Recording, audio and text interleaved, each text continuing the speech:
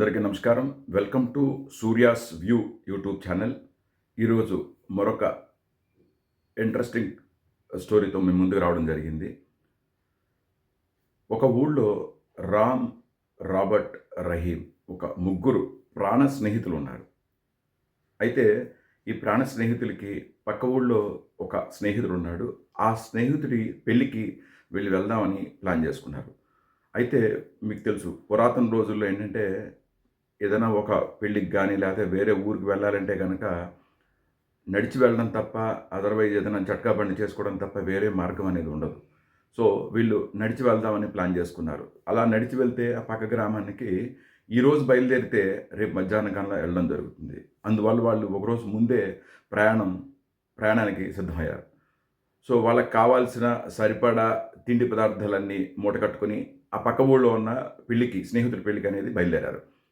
అయితే మార్గ మధ్యంలో బాగా నడిచి వీళ్ళు అలిసిపోయి మార్గ మధ్యంలో రెస్ట్ తీసుకోవడం జరిగింది. అలాగే కొంచెం ముందుకెళ్ళిన తర్వాత మళ్ళీ రెస్ట్ తీసుకుని వాళ్ళు తెచ్చుకున్న ఆహార పదార్థాలన్నీ తినేసి ఓకే, తెచ్చుకున్నవన్నీ కూడా ఆల్మోస్ట్ అయిపోయిన స్థితి.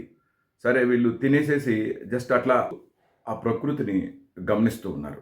ఆ ప్రకృతిని గమనించే క్రమంలో ఒక పనస చెట్టు కనిపించింది. ఆ పనస చెట్టుకి ఒక పెద్ద పనసకాయ బాగా మాగింది. అంటే ఆ మాగిన పండు తీసి ఇమ్మీడియట్గా తినేసేటట్టుగా ఉంది. అంత సువాసన వస్తుంది. అయితే ముగ్గురు కలిసి ఆ పనస చెట్టు ఎక్కి ఆ పనసకాయ తీసుకుని కింద పెట్టారు కోసి. ఇప్పుడు దీన్ని ఎవరు ఎక్కువ భాగం తీసుకోవాలనేది కోట్లాట స్టార్ట్ అయింది. అయితే రహీం అంటాడు, ఇది నేను ముందు చూశాను, నాకు ఎక్కువ భాగం కావాలి. రాబర్ట్ అంటాడు, అట్లా కాదు, మీ ముగ్గురులో నేను పెద్దవాడిని, సో నాకు ఎక్కువ భాగం కావాలని వాళ్ళిద్దరూ రాబర్ట్ అండ్ రహీం కొట్టుకోవడం అనేది జరుగుతోంది. ఫిజికల్గా కొట్టుకోకపోయినా మాటలతో పెద్ద యుద్ధం చేస్తున్నారు. అయితే రామ్ అక్కడికి వచ్చి, ఈరోజు మనం తినాల్సింది తినేసాం, ఇది మనం రేపటి గురించి ఆలోచన, రేపటికి మనకి దేవుడే ఒక దారి చూపిస్తాడు, ఈరోజు చీకటి పడుతుంది, మనం పడుకుందాం అని వాళ్ళకి చెప్పి సమజాయించి పడుకోమని చెప్పాడు. సో ముగ్గురు పడుకున్నారు. అయితే వాళ్ళిద్దరూ రాబర్ట్ అండ్ రహీం ఇద్దరు పొద్దున్నే లేచి మళ్ళీ మాటల యుద్ధం స్టార్ట్ చేశారు. అది ఏంటంటే, నాకు దేవుడు కల్లో కనిపించాడు, నాకు ఎక్కువ భాగం తీసుకోమన్నాడు అని చెప్పి రాబర్ట్.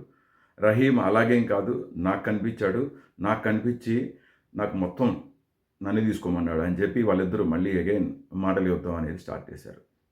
అయితే రాము ఇంకా నిద్ర లేవలేదు. వీళ్ళు ఎంత వాగ్వివాదం జరిగినా సరే రామ్ నిద్ర లేవలేదు. వాళ్ళిద్దరూ రాబర్ట్ అండ్ రహీం రామ్ దగ్గరికి వచ్చి రాముని లేపారు.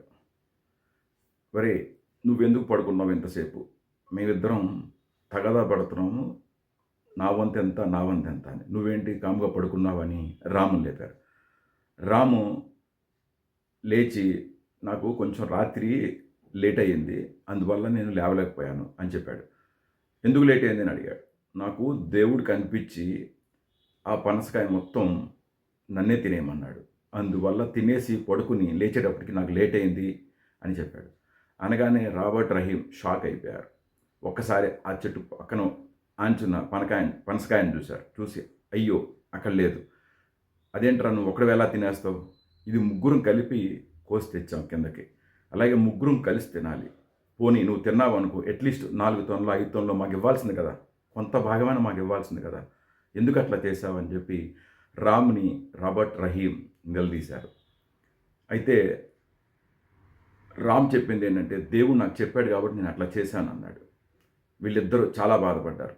మనం తన్నుకోకుండా భాగాలు వేసుకుంటే కనుక చక్కగా 3 భాగాల్లో ముగ్గురు తినేవాళ్ళం, అన్నెసరిగా తన్నుకోవడం వల్ల ఈరోజు మనకేమీ లేకుండా పోయిందని రాబర్ట్, రహీం రామ్తో చెప్పారు. అయితే రామ్, మీరు బాధపడాల్సిన అవసరం ఏమీ లేదు, పనసకాయ ఉంది, చెట్టు చాటున ఉంది అని చెప్పి చెట్టు చాటుకెళ్ళి ఆ పనసకాయని తీసుకొచ్చి వాళ్ళ ముందు పెట్టాడు. ఎందుకురా ఇలా చేసావంటే, మీరు కీచులాడుకుంటున్నారు, మనం ముగ్గురు ఈ పనసకాయని సమానంగా పంచుకుని మన ఆకలిని తీర్చుకుంటే కనుక ఎవరికి బాధ ఉండదు, అందువల్లే మీకు గుణపాఠం చెప్పాలని చెప్పి నేను ఈ పనసకాయని దాచిపెట్టి ఇట్లా చెప్పాను. రామ్, రాబర్ట్ చాలా హ్యాపీగా ఉన్నారు. పశ్చాత్తాపంతో సారీ రా, మమ్మల్ని మన్నించు. ఈసారి నుంచి మనకి ఏది దొరికినా మనం 3 భాగాలుగా చేసుకొని మనం తిందాం అని వాళ్ళలో వాళ్ళు పశ్చాత్తాపం చెందారు. ఈ కథలో నీతి ఏంటంటే, ఏదైనా ఒక వస్తువు గురించి మనం ఫైట్ చేసేటప్పుడు సమానత్వం ఉంటే గనక అది ఈక్వల్గా డిస్ట్రిబ్యూట్ అవుతుంది. మనకి దొరికిన దాన్ని నలుగురితో గనక మనం పంచుకోగలిగితే గనక నలుగురు బాగుపడతారు, వాళ్ళతో పాటు మనము బాగుపడతాం. సో నాకు ఈ స్టోరీ మీకు నచ్చినట్టుగా భావిస్తాను. దయచేసి నా ఛానల్ లైక్ చేయండి, కామెంట్ చేయండి, సబ్స్క్రైబ్ చేయండి, షేర్ చేయండి. Thank you so much.